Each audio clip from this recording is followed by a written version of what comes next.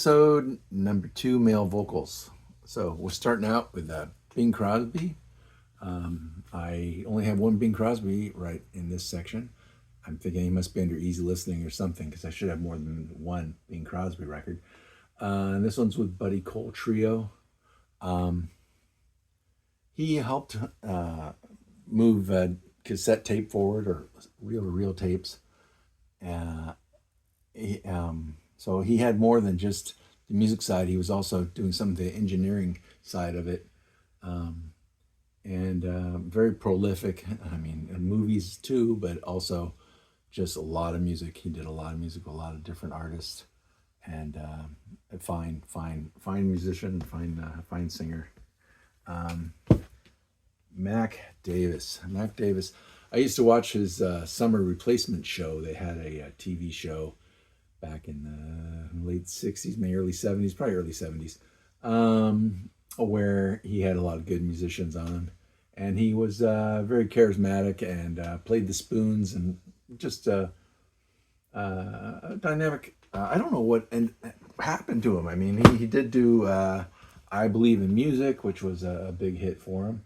But I don't know, if he had some scandal or what, or he just didn't have another hit. Maybe, like so many musicians, they things happen with record companies and life and everything else that things can change. But great artist. I always enjoyed listening to Mac Davis.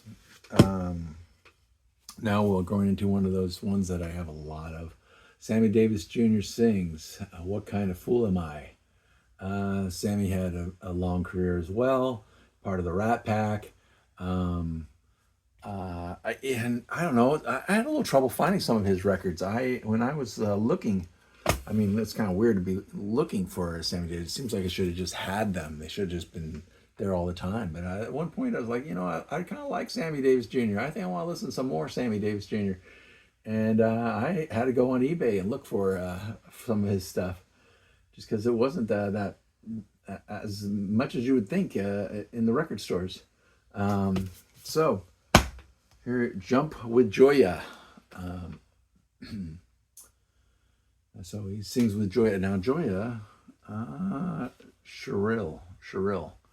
I don't know much about her, but I enjoyed this record. I remember enjoying the record. Sorry, I got a little congestion with hay fever. Sammy Davis Jr. I've got to be me.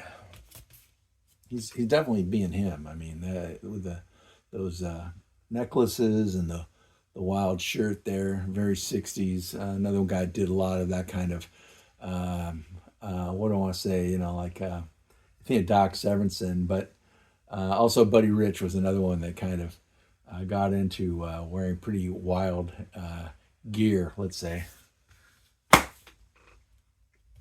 Here's Looking at You, Sammy Davis Jr. on Decca. Full stereo, Sammy Davis Jr. at Town Hall. What Kind of Fool Am I? That must be a remake of the other record, right? And I think I already saw What Kind of Fool Am I here somewhere. I'm kind of digging now. Too much digging. Okay. But that happens, right? They put out a record and then someone re-releases it again. Frank Sinatra did that with his Reprise. He put all his hits back on, re-recorded them so that he was making more money on those. So, the shelter of your arms, Sammy Davis Jr. And Sammy Davis Jr., Buddy Rich, The Sounds of 66. Well, I'm a big Buddy Rich fan, so I think I must have searched this one out a bit.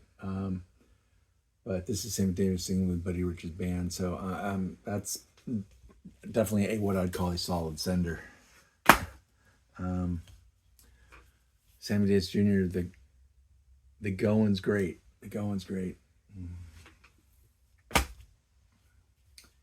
Sammy Davis, If I Ruled the World. Sammy Davis back on Broadway. is the name?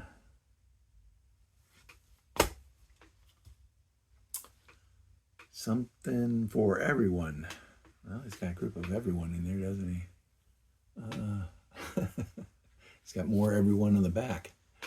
And it opens up. I don't know what we got inside here. More of everyone. Many faces of Sammy Davis Jr. Sammy Davis, that's all.